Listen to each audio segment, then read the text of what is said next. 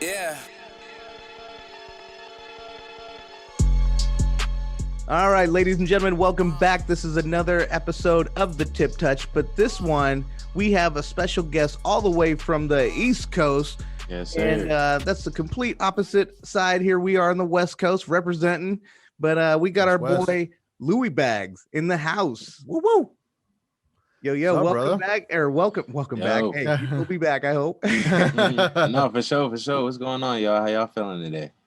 Doing good, man. Doing good. Rainy as always. I know, right? It's getting cold over here. I don't know how the weather is over there where you're at. Oh man, it's getting cold. Yeah, like ever since daylight savings and all that, bro, it's been dropping, man. Today we had like a 52, maybe like mid 48, 47-ish range. Okay. Yeah, it's getting cold. Yeah. Seems similar like over here, right?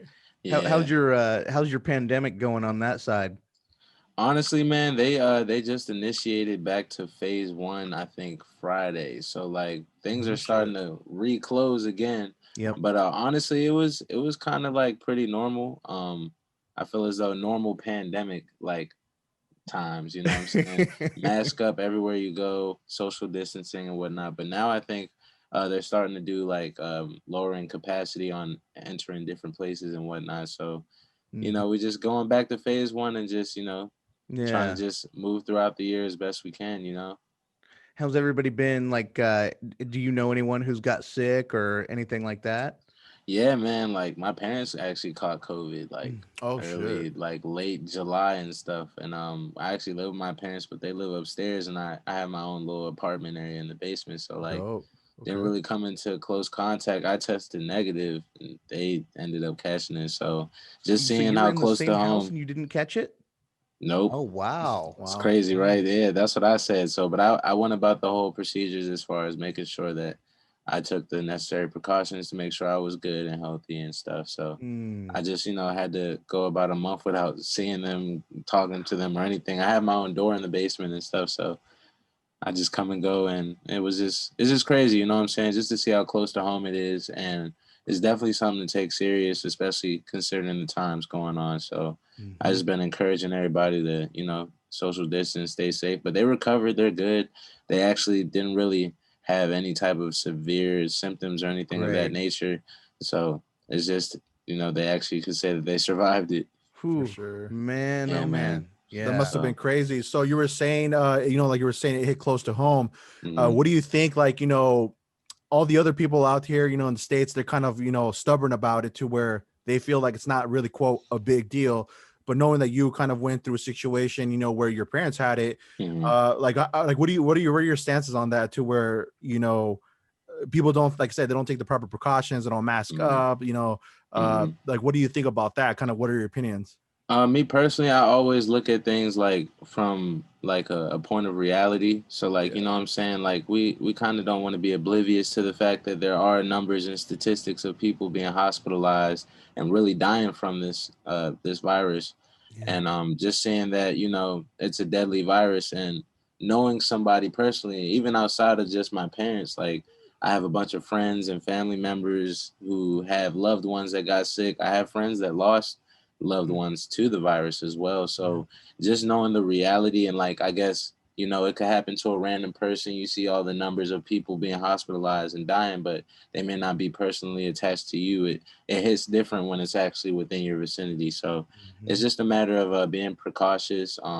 Anyone that's, you know, more susceptible to catching it, of course, are people that are higher in age and people with underlying illnesses and things of that nature. So just taking necessary precautions and switching up the way we go about just everyday life. Like I at least want to at least know that people are at least taking the necessary vitamins, drinking more water, simple things like that. You know what I'm saying? Because health is wealth. So I think that's the importance of this year. Agreed. Oh, y'all heard it. Y'all heard it. Health is wealth. Louie Bagz. That's me. That's the name. That's the name. Yes, sir. And you're in the rap game.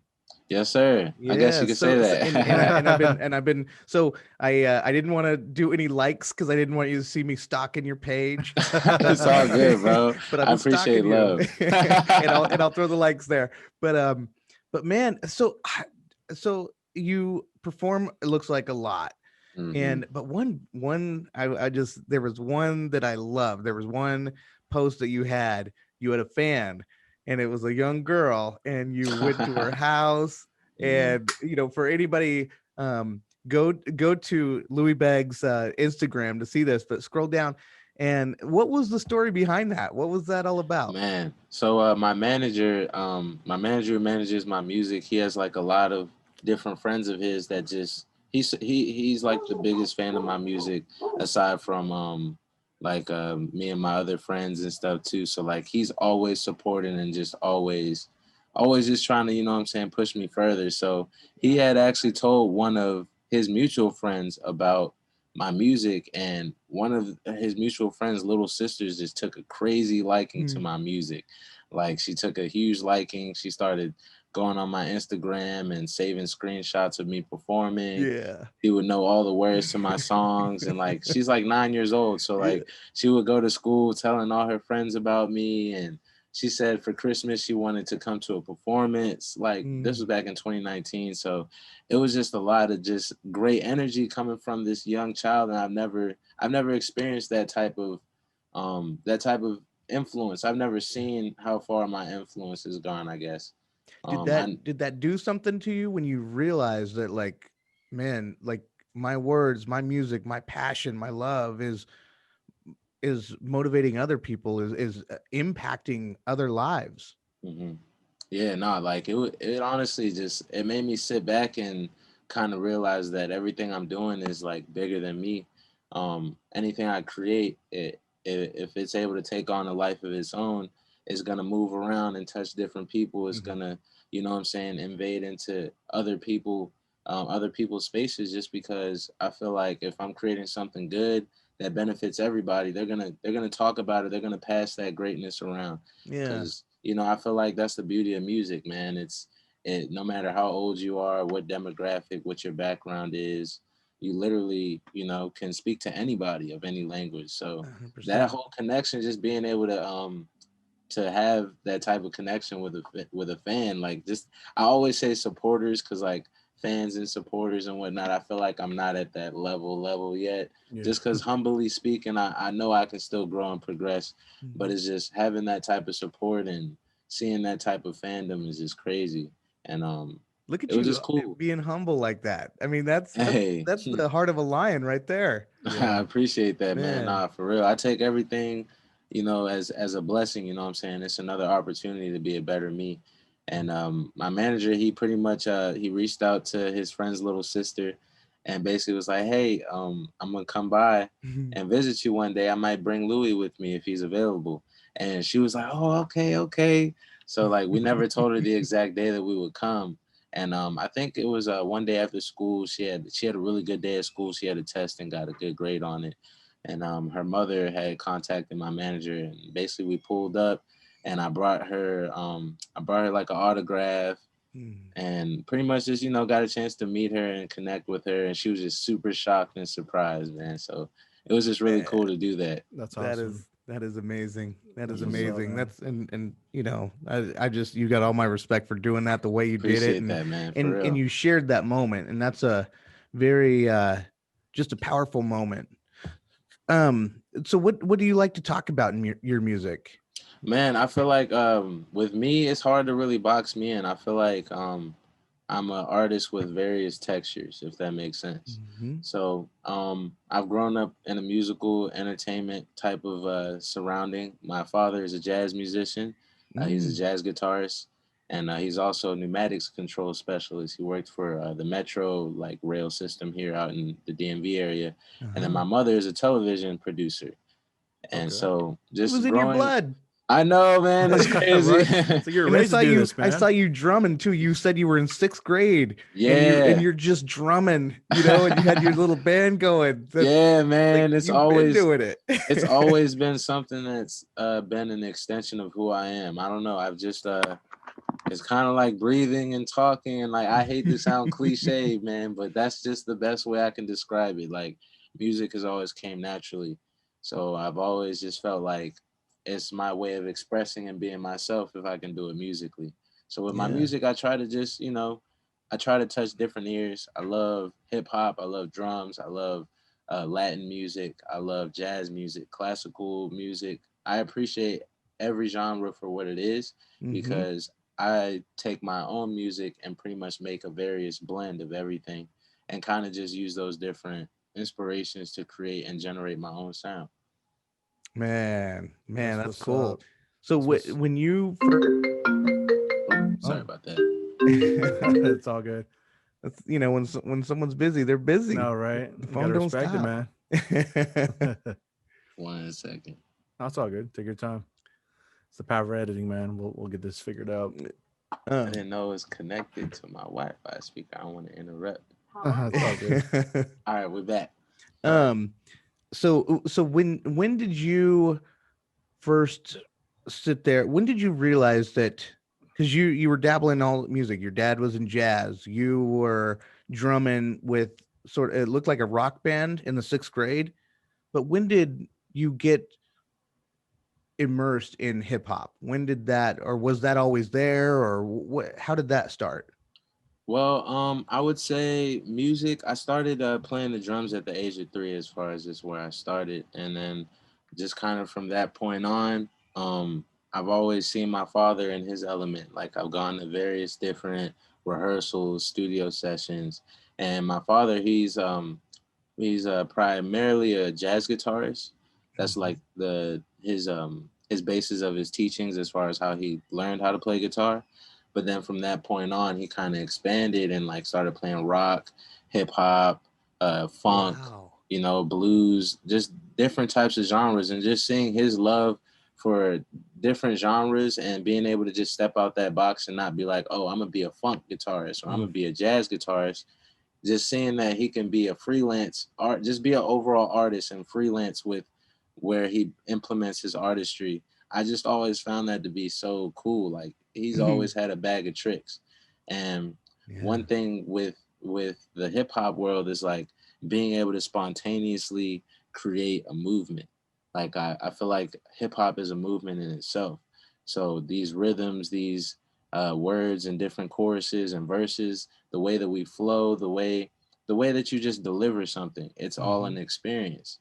And I feel like just like with the instruments, I've always loved how my father could do like guitar solos for forever. And it's similar to like freestyling with lyrics.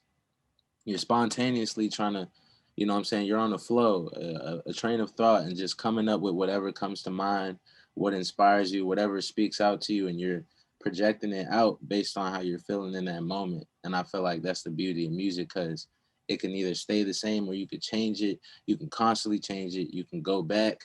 It's a journey, you know what I'm saying? It starts somewhere, it goes, and then comes back.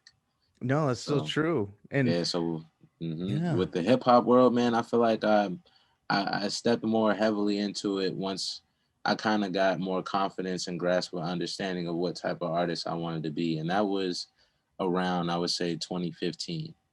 Yeah, Okay. around 2015. That's when I would say I really started taking my music a lot more seriously. Yeah.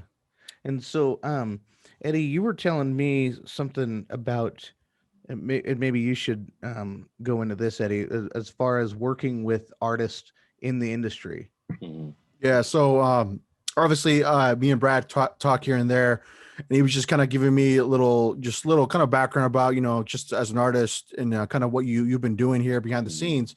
Um, and again, this is something, if you want to talk about, we can go into it for sure.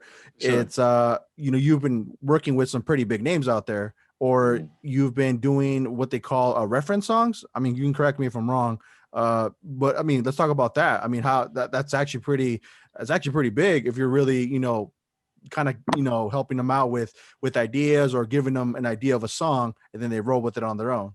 Oh yeah, for sure, man. I could definitely speak on like the understanding of like that realm of mine of what I do. Yeah, Certain things with NDAs and stuff, I can't really put too much details, for but sure. there's stuff coming soon, and y'all gonna see it when I Okay. when I present it. But yeah, Dope. man. What I've learned in the past 2 years, I've recently kind of been involving myself further more in the background, being a producer and being an actual songwriter, and basically creating song references for a lot of the top charting artists that you guys hear every day.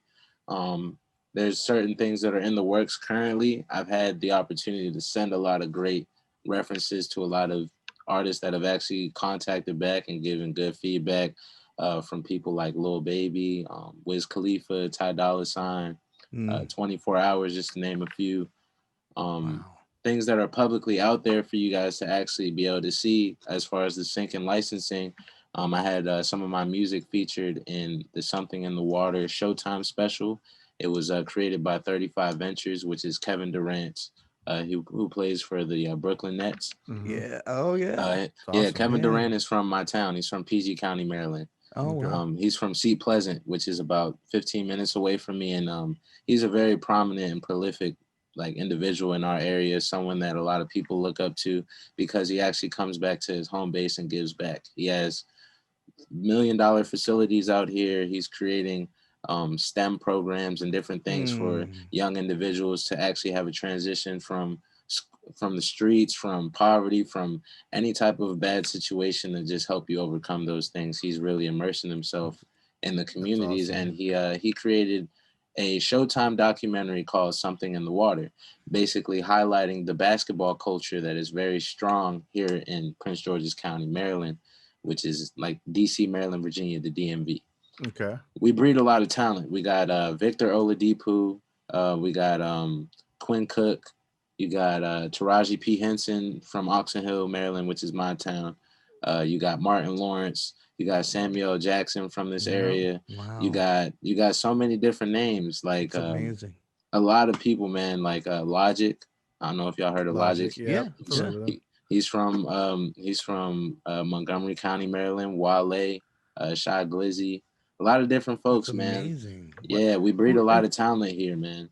You might have to explain to some of our listeners what a reference track is, just to define Absolutely. what that is. So a reference track, essentially in the writing world, as far as like when they're songwriters, it's basically like recording a song for the artist. Like you're basically recording a song in your texture, your voice, and you send it to them, and they do their own rendition of that song. They may keep certain parts. They may keep a chorus. They may use your exact cadence, your tones, your melodies, and not use any of your words, but it's still your intellectual property that's inspiring them to help them create some type of product for them to present to their following. And a lot of labels do a lot of investing into songwriting and stuff to help keep these artists on the charts.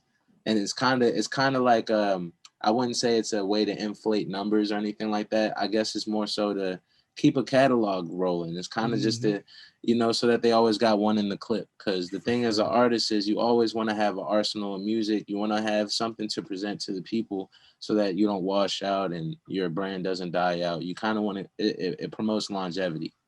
No, I love that, man. So it's an actual, like, it's a career field for it. There's a lot of folks that have written a lot of people's favorite songs, and you'll never know who they are. They'll be in the credits if you read the credits of the album sleeves and all of that nature and stuff. But these guys are behind the scenes, but are actual artists, but not having to exist in the fame world, which I've really loved, because I'm not really attracted to fame in the sense of just, I want to be known, I want to be seen, I want to be respected and appreciated for what I bring to the table. So any of those other extra things is just a bonus, but essentially I just want to be able to create and have my art exist to where anyone can appreciate it. Yeah, and it seems like it's sorry. No, keep going. No, go ahead. If you're gonna it's just what I love about that is that it's another stream of income to come in. Not only are you working on your music, but now you're contributing, but you're still sticking with your passion, and you're helping elevate others. And I like what you said about keeping everything fresh. It reminds me of like almost like a produce shop. You gotta always have that fresh stuff right on there, or it's gonna get old. There you go, man. That's what we're doing, man. We gotta have the assembly line cooking at all times. Definitely. So is it difficult for you to kind of keep, working on the stuff that you're working for other artists, aside from the stuff that you're working on for yourself and your catalog? Because I would think that, you're one day thinking about songs you want to do for yourself, but then there's times where you're like, well, that would sound good for so-and-so. See what I'm saying? So is it like a challenge at that point to you? Definitely. At first, I was coming to that point, because at the same time, I have a lot of music. Like, I have so much music. Like, my catalog in the past 2 years is like 2,000 songs deep. So it's like Wow. and it's honestly sad because I need to release more music, which is what I'm doing now because I've gotten to a certain level and certain comfort level of being able to foster the music with not just the song but visuals, promotions, things that are a movement, things that Mm. people can be a part of. So a lot of my music now I feel like is prepared and ready to be unleashed, which is what I meant by like having a catalog. I have so much music. There's certain songs that I feel like it would be cool for me to just be an advocate by supplying the lyricism and the song idea to someone that can portray it in their light. Because either way, what's great about being an artist, even if I didn't perform the song, I still contributed to the existence For of that sure. song. Yeah. That's just like Sure. if I co-wrote Billie Jean, if the only word I came up with was Billie Jean from Michael Jackson's Billie Jean, and he ran with the idea and the song is at where it's at now, I personally would feel elated and just happy to be a part of it in the most minimal way because it turned into something way bigger than what, you know what I'm saying? Absolutely. It's bigger Definitely. than two words, you know. Things just grow and it takes on a life of its own. So that's why I more so love just the music side. Like I said, I'm not too pressed or being like, oh, this song's a hit. I can do it better than this guy, and I'm gonna keep it for myself. Or Yeah, I yeah. always look at it like, man, I can make more hits. If I made 5 hits, that means I can make 15 more, or 20 more, and just Mm-hmm. keeping that mindset, it allows you to also understand that every song you create, you have the opportunity to grow from that. You Ah, know. I love it. For Um, sure. with being a producer, being a songwriter, just being so involved in your music, do you are you even are you at the point where you're thinking about masters? You know, because I know one thing in the music industry that's really big, and there's it tends to be a fight, Mhm. is an artist sometimes has to leave a record label or whatever, but they don't get to take their masters. I mean, Mhm. you know, whoever owns the masters owns the money. Mhm. So have you thought about that, or what have you done to sort of prepare for that? So in my situation, I'm basically like I have my own independent label with my management team, and I pretty much own all 100% of my masters and all of my content and everything.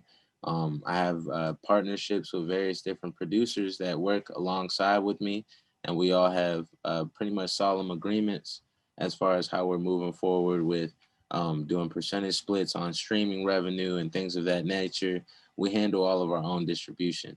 There's Okay. no label or anyone handling our distribution, and I don't operate under a label or like a overseer per se. I'm Mhm. more so like a freelance artist at this point, work for hire. I work with people that are in the industry. However, I'm my own entity at this point. Um, Possibly going to be elevating to a partnership with a publishing agency very Man, soon, which is going to expand the wings a lot more. making Just moves. yeah, Yep. man. So like that's Awesome, just man. that's pretty much it, man. Just seeking ownership and that's what generates your leverage. One thing I always tell people is before signing and stuff, always look at it like this: what is it that they're offering that you're not already doing for yourself? And Bingo. me personally, I record myself. I know how to record myself, but I'm a collaborative artist. I love working with other creatives and other artists because it's just a part of the experience of just making music. Yeah, you can do it by yourself, but it's fun to do it with other people too, you know? Yeah. Yeah, for Yeah. sure. So when it comes to involving others, that's where it's like, okay, who's the owner? Who has ownership? That's where you have what's called a basically a group of shareholders, right? Think Okay. of it like that, like a business. Your song, Hmm. that one song that 5 people collaborated on or 4 people collaborated on, it's a business. You got the producer and you got maybe three rappers on there. Yeah. What you want to look at it is a starting point for you guys to start somewhere and then grow. When you're starting there, let's do 25 each. Let's be even and fair. Let's see where this 25% gets us each. Once you grow a little bit, you re-put that stuff back into the pot. You know what I'm saying? You recycle it based on the profits that you were able to bring in, and then you just keep on growing and feeding that until everybody is at a completely different level or plateau from where they started, to where everybody can individually do their own thing. Everybody can kind of just, you know what I'm saying, really actually eat. Everybody's And eating. Yeah. That's basically how masters work. Basically, saying I own my masters means like I have full control. I don't have to go to the label and be like, hey, um, I want to be able to take this song out to Hawaii and spin it on those radio stations. I want to go I want to do a partnership with Pepsi, and because they like this song, and I want them to clear it, and I want to get the revenue. You're gonna have to break off your label a percentage of anything that your song is attached to, based on the percentage on what they own, because they got you the studio time to record the song, or they facilitated the video or whatever. They're always gonna try and get their leverage wherever they can. Yep. So And when then I pay go to you labels, last. exactly. So when Yep. when I've sat with labels, when I've sitting with these different people just having meetings, they're like, yo, so like they're just sitting like, all right, I could offer him a deal, but like that means I'm gonna have to, like, what am I gonna do? Like, you know what I'm saying? Cause me, I have a manager already. I have access to studios. I have a team of producers I work with. I got a catalog of music. I have a videography team. I got pretty much the machine to basically run myself as if I'm already attached to a label. So if a Yeah. label wants to attach to me, it's got to be somewhere where we can figure out, okay, how is this going to be beneficial for both parties? Definitely, like you said earlier, what is it that you're going to offer me that I don't already have, right? That's the name of the game. Eddie, do you want to talk about the sneaker thing with Brad? Oh, for sure. Yeah, we'll jump that into here. I just have more questions here, just within the music. Sure. Before we go into that, so can you say you learned kind of from past previous experiences when we look at the history, kind of like, I'm just gonna throw one out there, like what was it? Was it Prince, when he was talking about he was being a slave to his record label? He wasn't getting, he didn't really own all his music. And then we, fast forward on, we have other people that just got honestly screwed over just royalties and not getting paid enough. Kind of like with Pac, with Death Row, he owed all that money back. He really, they fronted him that, what is it, $1 million or whatever, but then he had to pay it back. I mean, there was just a lot of, like, I guess, loopholes they didn't know of. And then when you look at these contracts, a lot of people aren't really aware of what they're signing, what they're going to get, and how much actually the record label is going to keep. So how did you really kind of pick up that? Because I feel like you have everything kind of lined up. Like you said, you have everything that you have to keep this machine rolling.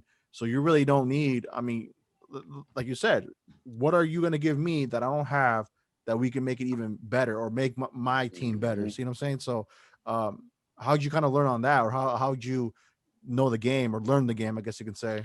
Man, just being a student to the game. I tell everybody, like, if you want to get into anything, get yourself into on a basketball team.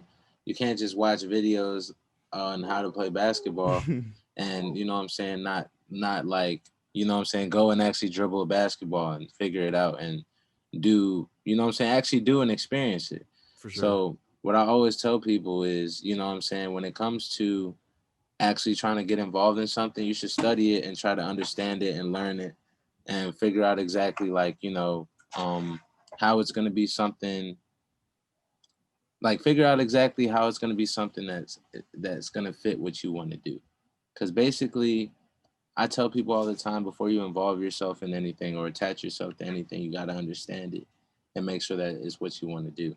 So like with music, just seeing my father and just the different professionalism that he put behind everything that he did musically, it was just always something that spoke to me. And I kind of I was blessed and able to actually see from experience how moving like a machine and moving like a business, even if you're not signed to a label or not there, it can attract that reality to you.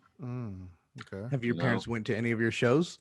Oh yeah, man. Like my pops, he came out to, like, he's been out to a few of my shows. My mom, she's always trying to come to my shows, but she just doesn't like being around like all the young crowd and whatnot sometimes. So she'll be in the back sometimes, in the back. But yeah, they both came to a few shows and stuff, and they support unconditionally. My mom is probably like the person that streams my music the most. So Okay. How so? oh man, my mom, she has Spotify and iTunes, and she streams literally like every day. Like when I'm with her, sometimes she'll be like, "Hey, look what I'm listening to." Yeah. And like, it's because I also stress the importance to all my family members that streams is really how I get paid now. So like, you know what I'm saying, when it comes to streams, anytime you listen to my music on the platform, I basically get paid. You know, I get paid for streaming revenue. And it's nothing amazing. Like I literally like one stream isn't even worth a penny.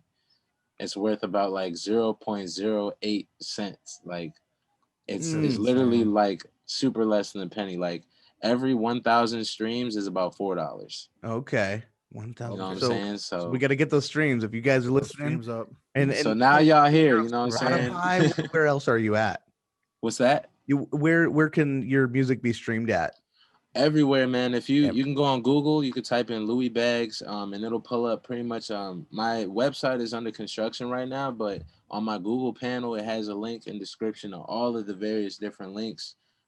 If you go on my Instagram, I have a tiny link URL that kind of circles you into everything that I'm on. But yeah, man, I'm on Amazon Music, Tidal, Google Play, Apple Music, Spotify, YouTube. Everywhere. Everywhere. Yeah. Okay. No, Yes, that's awesome. Well, we're gonna give you $4 at a time here. 1,000 streams, right? That's what I'm saying. I'm like, hey man, even just like throwing my music in the playlist, anything of that nature, man. I just like nowadays, man, sometimes like people ask me what I want for my birthday and gifts. I just say, hey man, just tell people about my music, spin my music. Done. There we go. Easy, right? We'll definitely contribute to that, man. We'll definitely, put your, we'll definitely promote you on our page for sure, and just throw you up there so for people can listen to music and all that, man. So I had a couple of your stickers. Brad hooked me up with some of them. Okay. Nice. I think they might still be in the car and stuff, but I had put some in the studio that I work out of out in Dope. Appreciate that, brother. So yeah, man, can you take a picture and send it to us? Yeah, I'm gonna take a picture, and I actually wanted to link you guys up with the engineer I work with because he actually browsed through what you guys are doing. Like I told a few of the people I work with about what you guys are doing, man, and there's a bunch of different people that I feel like could contribute and provide some dope information for the show too. Oh man, we appreciate that, man. Yeah, that's man. fun to us, dude. Yeah, thank you. That's what it's all about, man. I appreciate you guys. For sure. So we can shift gears now. We talked a little bit about the music. We'll definitely, like I said, we'll definitely, let people know where they can find you at, and we'll. Yeah, and I actually, I got a new song dropping next week too, y'all. So if you, what's it called? It's called Fountains. Fountains. Okay. Fountains, like you know what I'm saying, like we making a wish and throwing the coin in the fountain, Let's go, baby. Yeah, so that's coming out on all platforms this up and coming Friday, and yeah, man, I'm excited because this is the first song I've dropped since like late July, and my most recent single Gateway just hit 60,000 streams on Spotify. Nice. So like it's just cool, man. Like that song's been out for about 5 months now, and it's that's my most played, most streamed song ever. So now you guys know the math. $4 for every 1,000 streams, right? I got 60,000 on that. You know what I'm saying? So that right there, it's a little bit of money, but it's a lot of bit of money, especially when you're making that money in your sleep and doing what you love, man. And just being able to wake up to seeing new numbers and just seeing the fluctuation of what's coming, man, it motivates me to actually keep going. So I appreciate that a lot. Yeah, for sure. So like I was saying, man, let's switch gears here for a little bit and talk about sneakers, right? Yes, sir. We wanna it's crazy because let's talk about my boy Brad, right? We work with him, obviously that's how we met, through the same work area where we work. And he started his little venture on his own, right? Me and my boy here, Brett, we have the podcast and all that. And he just wanted to get into sneakers. He just like he told me, I remember him telling me that he wanted to get into the reselling business of it and kind of grow, his little online store and kind of flip sneakers here and there. And it's cool to see the evolution of that, because little by little he started, I could see he was putting work into this side hustle of his, right? And then amongst that, he met you. And what's cool though, man, is that he's building a team. And dude, I really love seeing people when they put something together from nothing to something, because it's a prime example that, there's a lot of people that just say it, but there's different people or there's a lot of people that do it actually, you know what I'm saying? So for him to actually, we're seeing him grow on his own little lane, dude, it's so awesome. And now going, talking to you, how'd you guys link up? Let's start with that. How'd you guys link up here and going into sneakers and all that, and just the reselling business and kind of what it holds for you guys? So, but how'd you guys link up? Man, honestly, man, it's it's stories like these that always be Mm. having me like, man, it was destiny, man, because this it's the same way I met one of my in-house producers. His name is T975. Shout out T975. He's located in Kentucky. And Okay. we met on SoundCloud. Like he had probably like 75 followers on SoundCloud and just a bunch of beats. And his beats were just so fire. And this was in like 2016. And I was heavier on SoundCloud. And I reached out to him. I was like, yo, bro, your beats are fire, man. How much for a lease or whatever? And Yeah. I think he was like, yo, bro, just send me $30. And he sent me this one beat. And I made a song called Kaepernick. And Okay. it was during the time when Colin Kaepernick was kind of taking a stand during the NFL with everything going on, and it was just like such a movement because of the timeliness of the song, and that song ended up getting like, I think it got like 120,000 streams on Wow. SoundCloud. Like it literally went viral, crazy. They started playing it around the my area, like on the radio and stuff, and that's kind of the Oh, first okay. song that really got me on people's radar in the area. To be honest, that That's was amazing. 2017. We shot the video, and it just kind of went crazy from there. And just to kind of piggyback off of that, link up with that producer, Brad. I'm heavily into like streetwear, sneakers, the culture, man. Like it goes hand Sure. in hand with music, streetwear, fashion, all of the above. I grew up not always the flyest kid. Like honestly, like it it's honestly night and day if you think about it. Like I had a dark past but a bright future, essentially. Okay. And that's basically how I look at it. And it's just so cool because it always reminds me that it's constant evolution. I'm always growing. I'm Sure. always be better than where I first started. So um I was on Instagram, and I think Brad he followed me. I don't know how he followed me or I followed him or something. And we just started interacting with each other. And man, Brad is just such the one of the most genuine people I've ever met, man. Honestly, like he reached out. He's like, bro, I really like your music, man. I respect your platform. I want to send you a shirt, like a Supreme shirt. Wow. And it's funny Okay. because like I think I responded saying, "Yo, it's good, bro." I was like, "Is the shirt used or something like that?" I was asking him if it was. I was like, it was just kind of random, I guess. I don't know Yeah. because Yeah. Yeah. I do get people and supporters that do actually show love, and I guess it throws me off or kind of catches me off guard sometimes because I'm just like wow, this is great. Like somebody actually really wants to send me something or give me something, and then I looked, and he's on the West Coast in Seattle, and I'm like, bro. I'm like, you serious? He's like, yeah, man, you know what I'm saying? I'll hook you up. And this was like, I think this was sometime around my birthday, actually, in like August. I literally met him in August. Hmm. Yeah, literally this year, like July, August or something. And he sent me the shirt, and you know what I'm saying? I look in the mail one day, and it's a package.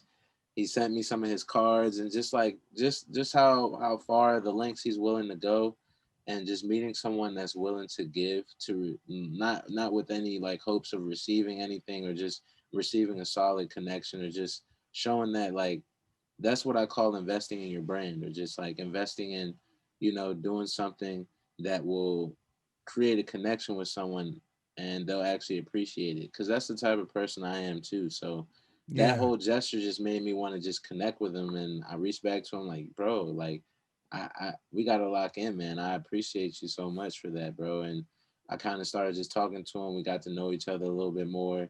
He's like tremendously a lot taller than I am. I'm like 5'8", Yeah. and he's like 6'8", six Yeah. seven. So Yeah. It's a tall boy, man. I was like, yeah, bro, you're taller than me, but I got a 6'7" personality, bro. So we'll get along great. And it's just like it's funny because when we linked up, it's like even when we talk, like from the time we was talking, it's like we've known each other for years.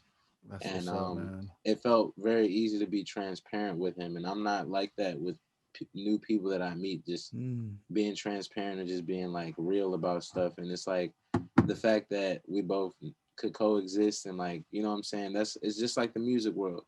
There's so many different backgrounds, so many different races, so many Hmm. different people of different, you know what I'm saying, upbringings. Yeah. And in the music world, they all coexist. They all are artists and stuff. And it's like being able to coexist amongst other people that are like you, even if you are different, is very refreshing, especially in today's world where they're trying to really like push division upon us, and For sure. you know what I'm saying, like separate us. And that's something that, you know what I'm saying, is something that I try to abolish and try not to even feed, because I believe that everybody in this world, if you were born, you have a purpose. And me personally, man, I always love just doing things as a community. So I wanted to find a way to circulate the fashion world, the sneaker world with my music world. And my music world, it was my world, and the sneaker world and all of those different things is more so Brad's world. I understand it, but he's immersed in it. So we kind of sparked off a common interest, man, and it grew into me introducing him to one of my other buddies that actually he was my plug at first for like Supreme, for Bathing Ape, for sneakers. He's like my local plug, and he lives in Virginia, which is right across the bridge. So like DMV is a tri-state area, so you got DC, Maryland, Virginia, and so like everything is kind of close knit. So he's on the Virginia side, and I kind of just linked him with Brad as well. After just like yo, bro, Brad is cooking up on the West Coast, man. He's got his brand going, man. His name is Spot the Fire, and he literally knows how to spot fire, like literally, like he'll be like, yo, Lou, you should check these out. Y'all should get these. You should get that. And then I started doing the same for him. Like I at first he didn't believe it or not, he didn't know V-Loan was like a thing. Like y'all heard of the brand V-Loan by ASAP Bari? So like it's super big here on the East Coast as far as like New York and stuff goes, because of ASAP Mob and of course LA.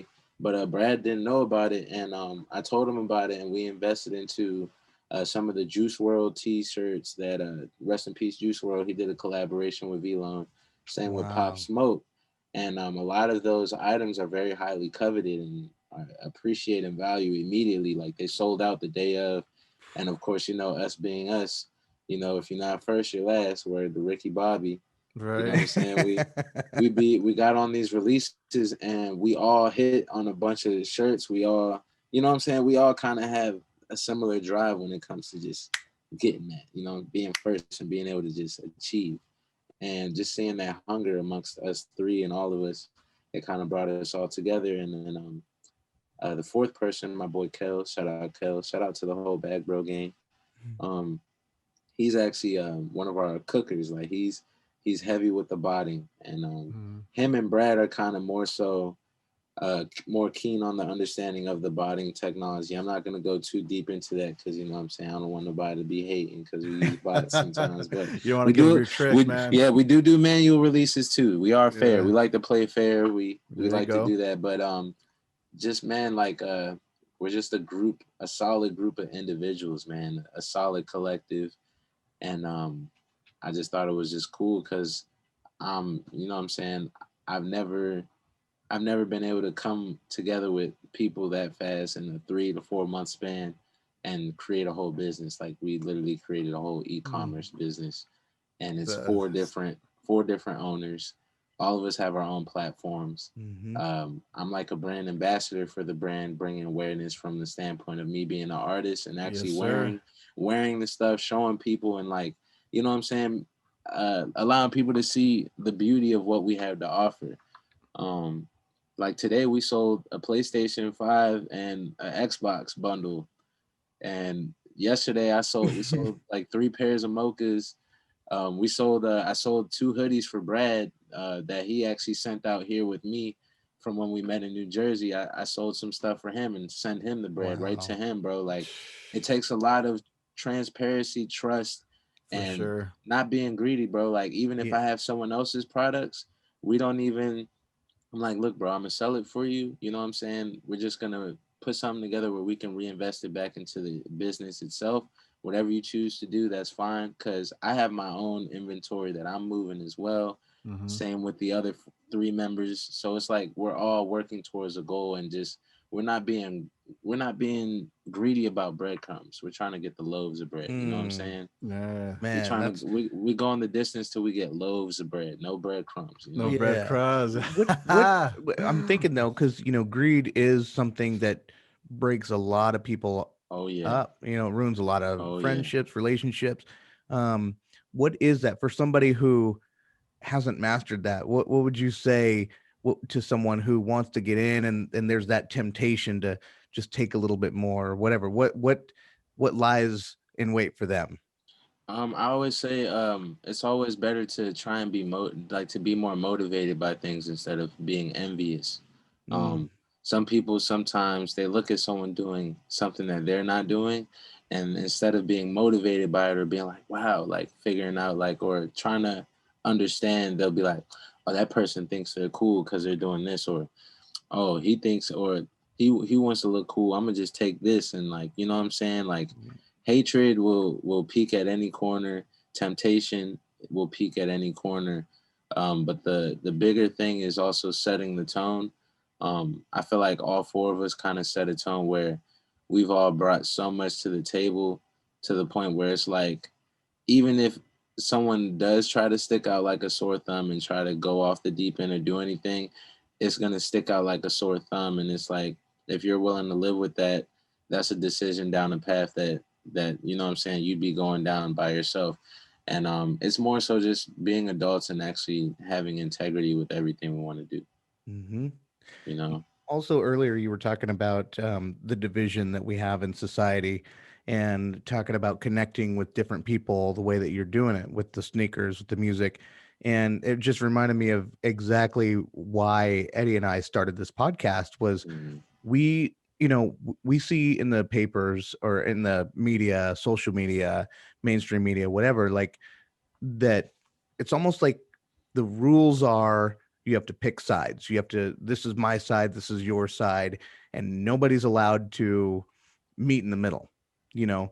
Whereas I said, no, it's not right, because I come from a background where I grew up in rural city in Montana, and we were totally different than everybody in the city. So then I moved to the city and I said, we're not really all that different. We're all connecting on a different way. It's just that, we have a different perspective.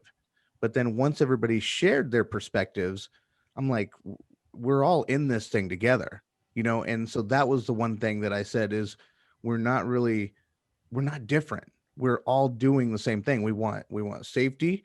We want to raise our families. We want this, and we're humans are a connected species. We are so connected, and music and entertainment has always been one of those glues that has kept society together. If you look at society from as far back, you go to Greece, you go to Europe, you go to Africa, you go to all these different continents and all of these different histories, whether it's Native Americans, entertainment was always the thing that connected between the different cultures.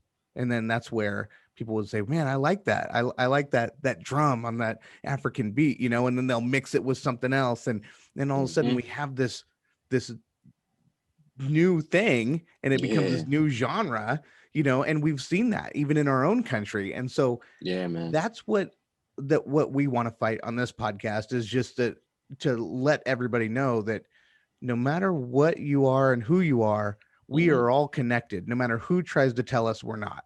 Right. So. That's a fact, man.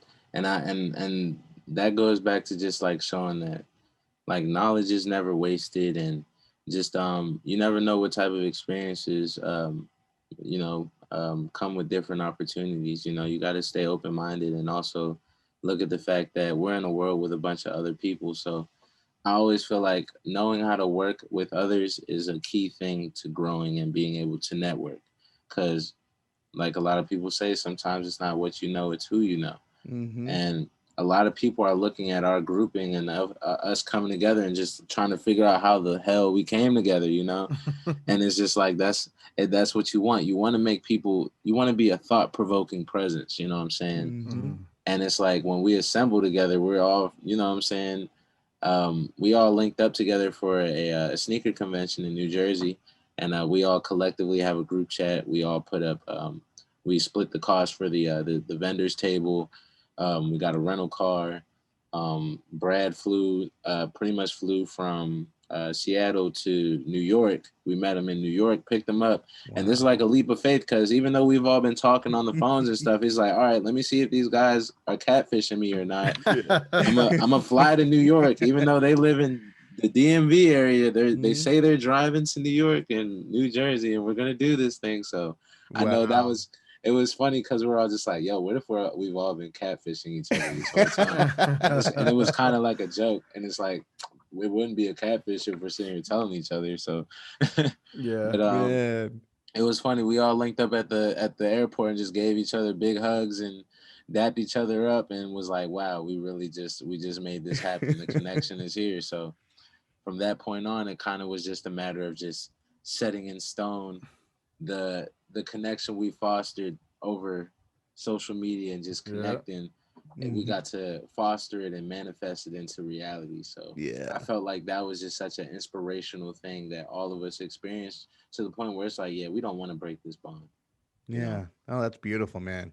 Yeah. Also, we had another guest on here, Young Bree, and Mhm. he was a guest. And so Brad was saying that you've heard of him. Yeah, I have heard of Young Bree, and Oh, okay. I feel like he's worked with a few different producers that I'm familiar with, like Benny X, Ah. and a bunch of different folks that's actually out in Colorado and on the LA side of town.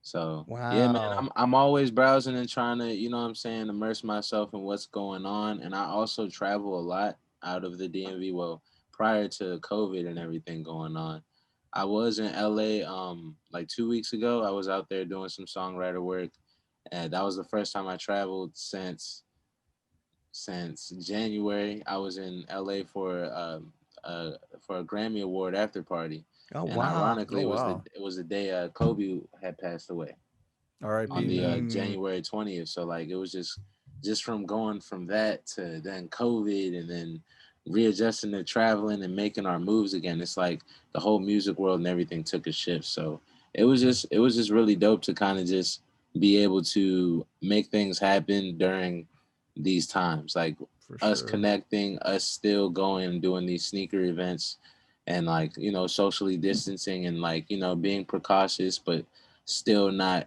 closing ourselves to an opportunity to grow. It's just showing how far, like, our hunger, man. Like, we're so hungry, bro. Like, ever since we started the Instagram page, it's been a week now. Like, we dropped it last Friday, Yeah. and it's crazy. We've just been pumping, man. We've been pumping, bro. So Wow. It's the it's hustle, crazy, man. man. And then like they also promote my music with the posts that we do. A lot of my followers and stuff also see that that I'm also involved with the sneaker business. So a lot of people, I've just learned off of just the way that these artists sell their merch, or how a artist might do a collaboration with Nike or a big brand. It's attaching your likeliness to a brand to expand, to create a movement. So I don't think I asked you earlier. We were talking about Louie Bags, but where did the name Louie Bags come from? oh man, I used to I played college lacrosse. I played NCAA lacrosse Division two, nothing too major. Okay. But I played for the UDC Firebirds. I went to the University of the District of Columbia in DC, Wow. and I played lacrosse. And it was just funny, just meeting all of my new teammates and stuff my freshman year. We all kind of was, getting to know each other. My name is Lewis, but a lot of Uh-huh. people always call me Lou. They'll call me Louie or whatever, but like most people knew me as Lewis. Mhm. And I had been rapping and stuff since I would say I bought my first recording mic in like 2009. So that's when I was about like I was 14 years old. So, and I'm 25 now. So Mhm. I've been I had been making music for a while. When I got to college, it was more so still a hobby. So after practice and whatnot, I had a recording studio in my dorm room and stuff.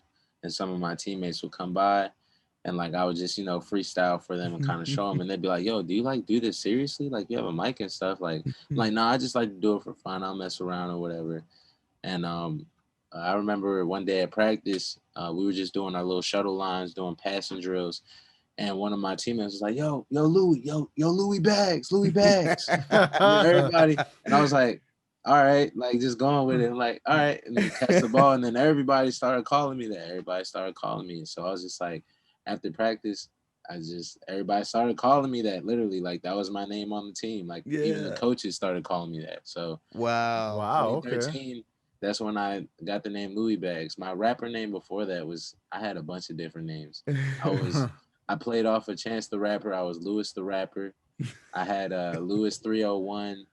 Um, I had a name called Spits Magic at one point because all I do is spit magic. You know what I'm saying? And yeah, no, like Louie Bagz is just like was just like a new just Yeah. existence for me. I felt like that was the confident artist in me that's like, you know what, let's take this on. So See, and I heard that, and I was thinking, okay, he's balling, he's getting Louis Vuitton, and just Louis and Vuitton, that was my and crazy, guess too. That was right? my there you guess go. too. Louis It's like a Vuitton bag or standard. something. Played out, yeah. The name Just is played out such a perfectly. standard. The name is Yeah. a standard because it's like I like to work hard. I don't close myself on growth or anything. So it's just like everybody's always like Louis with the bags. He's getting to the bags. You know what I'm saying? And that's kind of like my driving force. I'm like, shoot, I got to live up to this name. So I feel like I don't know if y'all heard the reference of like, you know, when you're in your bag or I'm in my bag, it's like saying I'm in my rise, I'm in my grind. Like some people might Okay. be like, I'm in my bag now. Yeah, I'm in my bag. Oh, So that's we're basically learning like something new. you're Yeah, in I your like money definitely. it. bag, you're in your evolution, you're in your residuals, you know what I'm saying? Like you're literally living in that moment where, you know, you're doing what you're supposed to be doing. You're hearing your calling. Oh man, I love that. I Yeah. love that. Man, So I'm that has trying like to so trying to many make it. different meanings then. Yeah, man. It's Yes, like sir. 5D chess over here. There you go. So at this event at this sneaker convention, all you guys were at, you performed too, right? Actually, I didn't perform. Oh, you didn't They perform. Oh, the okay. DJ spun my music, but like you would Okay. have thought I was performing because they literally played my song like 6 or 7 different times. Uh, Nice. And so How did it the was crowd just, react? oh man, everybody. I was just looking around. People just bobbing their heads because they mixed it in with Mm. Okay. like some regular stuff. So like people was like, okay, and then they were shouting me out and kind of pointing at our table. And a few people came up to me and really gave me props. And some people came and shopped with us just because of they're like, yo, you make music, y'all sell clothes, y'all, this is great, man. You know. And it was just great, man. Especially to share that moment and kind of allow Brad and everybody to kind of see like what the music side of the business does too, because I also want them to understand too, like with me being a part of the Bag Bros and us being together, we all are putting a bit of ourselves into it. For So sure. like the fact that they accept my music and want to implement it into the brand as a piece to just foster a certain way that we connect with people it's a dream come true, bro. I'm so thankful. You That's you dope. sort I'm of super thankful. you remind me of just talking with you just over this past what hour 45 minutes whatever. Mm.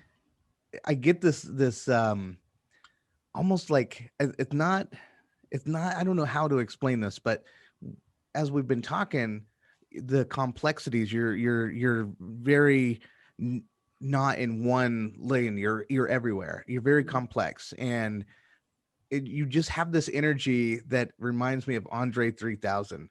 Oh wow, that's And a I mean, huge and compliment. Andre he was 3K. one of my Thank favorites. you. And he was one of my. Same. I just loved Wow. how he was never just one thing. He was Yeah. wherever, and that's what. Constantly evolving Yeah. Yeah, and just being active, like the proactiveness and being involved, you know. and very conscious and down to earth. That's one thing I Mhm. loved about him is he never let the fame ever get to him. I mean, he was Mhm. always real, no matter how big he got, no matter and he man, he was just always one of the great. And so anyway, I get that energy I out of you. appreciate that, man. Wow, that means a lot, honestly. And that's one of the different people that I look up to as far as like when I was saying studying the game and just seeing that how they pioneered a whole different type of Southern sound Mm-hmm. back when it was something that like a lot of people worldwide wasn't listened to. Like when it came to hip hop, it was very sectional. Like East Coast people listen to Yes. East Coast stuff, down South listen to down South. West Coast is all West Coast. Like they're like, oh, if it's from the East Coast, we're not listening to that. Or down South, I feel like they kind of created that intersection to like, all right, we're gonna drive this joint to Canada, and then we're gonna drive it down to Mexico, and then bring it back up through Texas, and you know what I'm saying? Like Mm-hmm. it kind of made it cool to, like I said, jump into different genres, jump into different sounds, ways to blend everything together. That's Yeah, you're right. You're right. It was after yeah. them. I remember their album. What was it? Aquemini, right? Mm-hmm. Aquarius and Gemini. Yeah. And I remember, and it was just like, again, I growing up in Montana, there was Mm-hmm. really nobody listening to hip hop, Right. and especially as deep as I was. And but when I heard that one, I remember there was this one, the digital good time. It was the one where he's like talking about um the she's whatever lap dance on the laptop when the laptop's in your lap, digital good time. And it was Mm-hmm. like, and that was before this whole thing started with literally you can go on, here we are doing an interview from Mm-hmm. all across the world, and here here he was talking about that 98. I think it was Mm-hmm. 1998 he threw that out there. It was Yeah, amazing. Or man. not him, but them, Outcast. Yeah, it There's was. power in the tongue. I always say that. Mhm. There's Yeah. power in the tongue, man. So like that's why it's like even with the talent of music and being able to project something that can manifest or something that can influence somebody to make a decision. Like, there's that's why songs and music is so powerful because it can spark a movement and can motivate someone to literally change their whole life around for better or for worse. You know what I'm saying? Mm. But most of the time, when it comes to music and stuff, like people like Michael Jackson, like people sometimes like would come to his live concert and just pass out and be crying Mm. because they're in the presence of somebody that just influences them beyond their even understanding. You know what I'm saying? Like, Yeah. and I feel like it's the same with shoes and clothing and stuff. Like some guy may put the value, like say I have like a signed Michael Jordan basketball or whatever. Market value probably resells for like, I don't know, $10,000, $20,000. There may be a guy that used to go to Michael Jordan's basketball games with the Bulls with his dad who passed away. Yeah. He may be willing to spend $50,000 on that basketball simply because of the value of the different experiences that surround that history of that, that item. And like that's the thing about us being buyers, sellers, and traders. We're not just trying to dive into people's pockets and take money. We want to be able to offer so many different things that add to your lifestyle, that motivates you to implement changes in your lifestyle. It Mm. motivates you to grow or just see yourself and appreciate. Like, yeah, I'm gonna invest into an outfit and stuff because it's okay to look good sometimes. It's okay to have Mhm. a fresh pair of kicks, or you know what I'm saying, like different things that kind of just allow people to have peace of mind and overall happiness. Mhm. For That's the sure. secret, right? Yeah.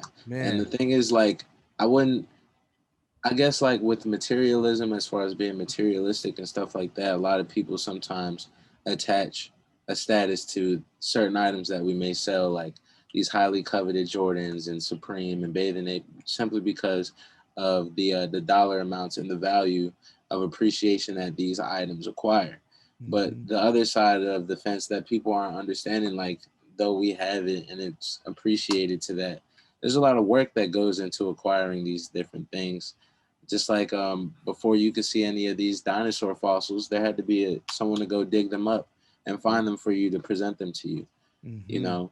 And it's like to experience that, something from that far back years ago and stuff, and have someone be able to uncover it and present it to you in real life form, it's an experience that you wouldn't be able to get anywhere else. So it's like creating a movement, man, just creating different movements. Yeah. And and the same thing, you're going back with the dinosaurs, but then now we're looking at Elon Musk sending Boom.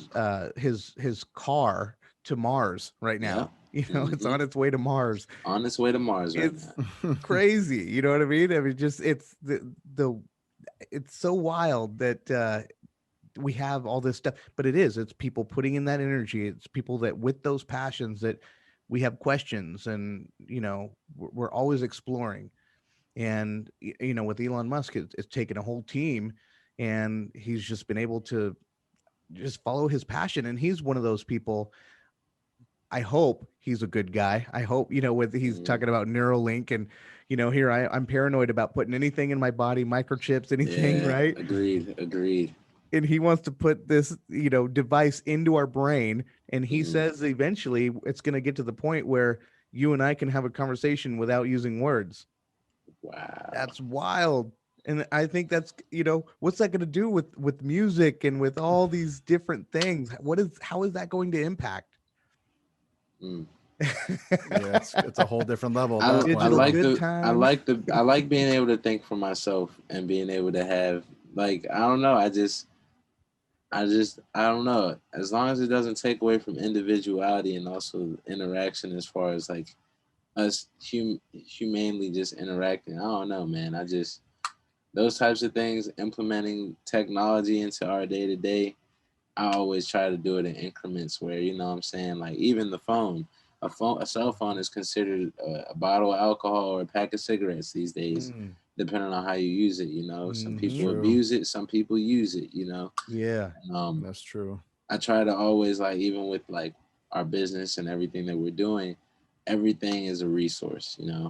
And that's why we put a lot of our own brain power, our own studying, understanding into the resources. Like, I wouldn't be able to use this phone effectively to get any of these shoes or anything behind me without putting my mind behind it too. You know what I'm saying? Like, so I always tell people, regardless of technology doing all this stuff for you, you still have to have, you know what I'm saying, the dominant mind, and actually be wanting to be a person that wants to seek knowledge. Like, I'm a constant knowledge seeker. Mm-hmm. For Um, sure. I don't want to take up too much of your time, Eddie. Do you have Yeah, any? for sure. Yeah. No, for sure. No, man, it's amazing how things come together. We're here doing this session with you, and we talk about destiny. You mentioned that earlier, how we popped off the podcast. Brad was part of that. He's been a guest of ours. Yeah, Off air, we've talked about just kind of what he wanted to get into. He had the thought, and then he made it a reality. From reality, he did it. He went on his own journey, and he's still on his own journey. And he links absolutely. up with you. Dude, it's so amazing, man. We love this type of stuff because Yeah, bro. it's people really making that a reality for themselves, and we love having these conversations with people because I feel like there's a lot of other individuals here, that probably listen to this, and they're probably stuck at that first step to where it's something they want to do. They want to go, follow it and, chase their dreams. And, maybe they just need that extra little push. And when you hear stories like this, man, like your story, it's so cool. And it's motivating to hear that. And I love, being part of it because, Yeah, I'm learning, I'm just getting to know you here myself. So it's so genuine to where, like, we love putting this out there for everybody to listen to and to really kind of, get that feel as well. Like we're yeah, all getting to know you, right now, and learning your background and kind of what you're doing on the side, with your music and all that, and just being heavily invested into it. But at the same time, it's like, you've built this army of yours to where you got all the positions locked and loaded. You know what I'm saying? Like you did that work, you did the due diligence to actually go out there and, put the right people in the right positions. And I'm all about that too, because like with me and Brett, it's only me and him doing the podcast. That's it. yeah, And I was just talking to him like before we even started this. I'm like, bro, me and you did this. We learned how to do the audio. We learned how to do the editing. We learned all this stuff. Like we didn't ask for anybody's help aside from maybe like a few pointers, like, of like course. little stuff, right? But to do the work, to actually figure it out and actually just push forward. I mean, dude, we're about 40 plus episodes in. And Hmm. I do. It's one of the most things I can say I'm actually really proud of. And especially to have my boy here, my boy Brett, an awesome partner to really roll with it. And like I said, it's all about finding the right people to put them in the right positions. Like Hmm. dude, it's awesome, man. And to hear you, saying kind of the similar thing, right? You got all these people behind you, and you got my boy Brad. I mean, dude, it's an amazing thing, man. Yeah, And man. it's Brad is awesome to an hear that. incredible man, bro. Like, real talk, man. I'm thankful, bro. It's a pleasure, man. And just off the strength of Brad, he connected me with you guys, For Yeah. sure. And this is the power of, networking and kind of just being able to resourcefully pass information to each other, because we never know, you know what I'm saying, what similarities, what we can do to influence people to be them best selves, you know what I'm For saying? sure. That's what it's Um, all about. I'm gonna put you on the spot. I'm gonna call this a 5 and 5. Five and I five. Let's got Five you. and shoot it. Let's five. go, baby. Let's go. Where is Louie Bagz in 5 years? And your top 5 influences in life. It can be music, it can be in general, whatever. 5 and 5. All right, so in 5 years, I see myself being wow, being a serial investor and just being an entertainer and just being someone that's actually well respected in the industry, Mm. and also like a facilitator of a lot of different waves in the industry too. I want to create opportunities for others. I want to own a couple of businesses. I want to have a sneaker store. I want to have a dispensary as well. You know what I'm saying? Yeah. Yeah, Gotta buddy. gotta have a good green for the That's people. right. But a lot of my biggest influences always consist of like my parents, my mom and dad. Mm. They've always kind of just set the tone for putting my best creative foot forward, and also just being a sponge forever. No matter how old you get, soak up knowledge, and then you know what I'm saying. Anytime someone comes around you, give away some knowledge, or you know what I'm saying. Be someone that can come up with thought provoking ideas, make people think. Um, Man, musical influences. I'm a big fan of Timbaland, Mm. Pharrell Williams. For real, Um, yeah. I got a lot of respect for those folks. Jay-Z, just as far as matching the business world with his musical, just his musical prowess, man, is crazy because he sometimes just gives me such strong businessman vibes. Sometimes to the point I forget he's a rapper, and Yeah. I think that's such a powerful just like I want to be able to coexist on that level as far as like being someone that is respected intellectually as a person and as a musical influence, you know. um Look and at where it then came from, right? yeah, man, like Andre Three Stacks, man, he Yeah. just his confidence and his musical just ear to just, you know what I'm saying, like being someone that's shifting the narrative every time you get a chance to breathe on the track, you know. Mm, That's pretty much where I'm at with it, I man. love it. Man, we are so honored to have you on here on the Tip Touch and for you to leave your fingerprint on this. It just we're so honored. Thank you so much Oh man, appreciate you for guys for coming. having me. For sure, I, man. And we're definitely, we're gonna be definitely keeping our eyes out on seeing, what your moves are, man, and hopefully have you back on here to where, we want to see the progress and just see, yeah, I can the update you evolution of guys. you, man. So Mm. we're gonna watch you on the journey, man. And like I said, we're gonna keep on watching, and hopefully we wish you the best, dude, and the best of luck with everything, especially with the Back Bros too being an official thing, Yes, Yeah. sir. with your, the reselling business of it. So I mean, dude, Where can people find you? Where can yeah, people know. Appreciate you, man. I go by the name of Louie Bagz. You can find me at Louie Bagz Music on Instagram and Twitter. That's LouieBagzMusic. You can check me out on all platforms. Type in Louie Bagz. That's my artist name. LOUIE space BAGZ. And you can follow the Bag Bros at the Bag Bros on Instagram. We got a few things coming in store. Right now we're based on Instagram, and we're gonna flood into the Twitter scene and possibly open up our own YouTube channel as well. Oh, We're gonna be nice. doing a lot of different things as far as doing sneaker reviews, unboxing reviews, live cops, music reviews, just on foot reviews, different things, surrounding the sneaker world as well as the music world, and just talking about the ins and the nows, I love it. For sure, Man. Yeah. for sure. So everybody peep that. Stream it. Stream his Yes, music. sir. Buy his music. Buy his Yes, sir. sneakers. Yes. Come through. If y'all not buying the music, come shop with us. We got gaming consoles, we got clothing, we got accessories, we got sneakers, we got everything you need, man. And it's gonna be fostered with good customer service. Oh man, that's No, beautiful. Absolutely. Awesome. Nice. So for everybody out there that's gonna want to listen to this episode or any other previous episodes, go check us out on all major streaming platforms: Spotify, Apple Podcasts, Google Music Play, all that good biz. You can also Google us too. We'll probably pop up there on your search engine. And also we have our YouTube page up there, which you'll find the video side of this. Just type in the Tip Touch Podcast, and we have our page on there. Subscribe if you haven't, like, comment, all that good stuff as well. And this is episode with Louie Bagz. Again, brother, appreciate you for coming and sliding through. Definitely appreciate you being on here. And until next time, we're out, baby. Hey, appreciate you guys. We out. young nigga surf. Oh Lord, watch a young nigga surf.